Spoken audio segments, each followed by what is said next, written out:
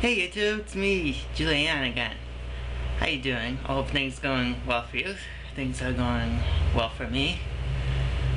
Today we're going to talk about basically my history, my past, basically my story, all of my life up to this point. Let's see, I was born on the 28th of July, 1982, in a town called Melrose, Massachusetts. It's basically about maybe 13 kilometers, about 8 miles north of Boston in the US. From there I lived in Wakefield, Massachusetts, which is about a couple miles, or about 2, 3, maybe 4 kilometers north of there.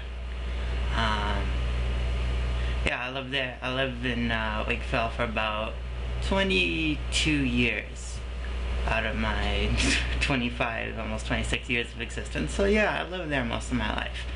I knew basically from the start that I was a little different.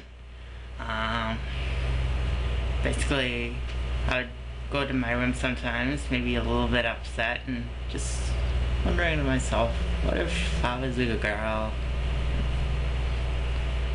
I wish things were different for me, because my life was, well, pretty much shit back then. But one clue I really should have caught early on was I was really into Legos at that time, and I still love Legos. Fortunately, I don't really have any where I am right now in Montreal in my apartment, but yeah, I still love Legos.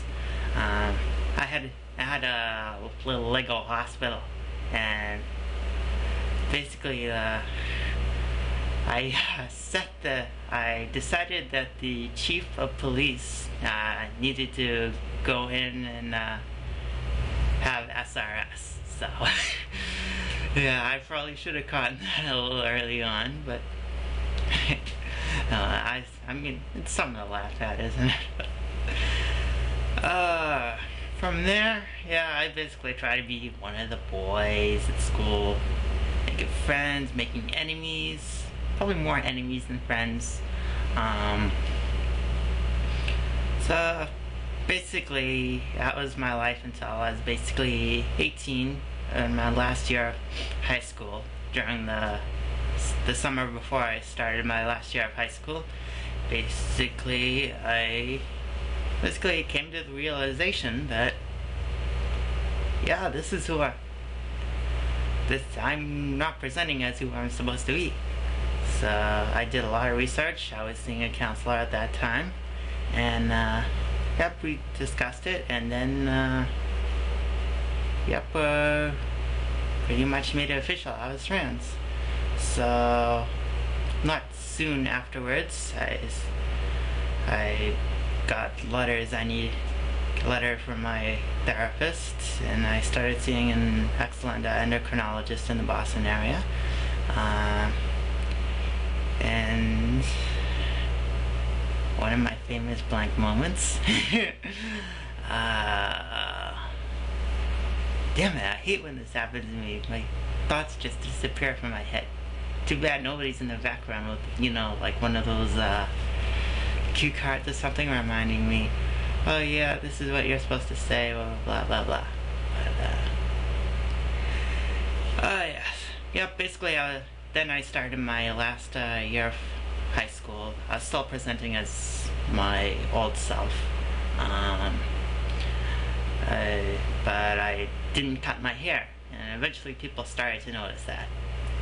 But the real coup de grace was at the high school I was from. There's basically a tradition that boys graduate in red and girls graduate in white.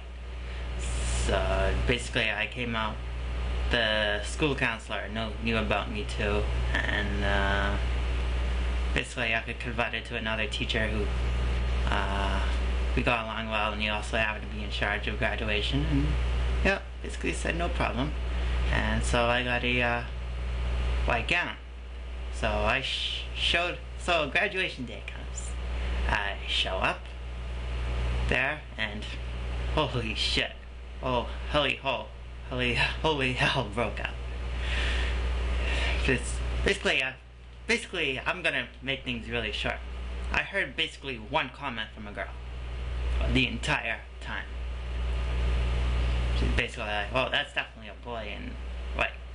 But I heard at least 10, maybe even 20 comments from guys that about, I was in white gown. So yeah, that was one of the most defining moments of my life. So I think I'm actually gonna have my mother scan that or send me a copy or something, because I think maybe I should just reflect a little bit on my heritage a little bit. So that was high school for me. College came. College, I basically went full-time. I basically went full-time right after I left high school. College really wasn't very eventful, to tell you the truth.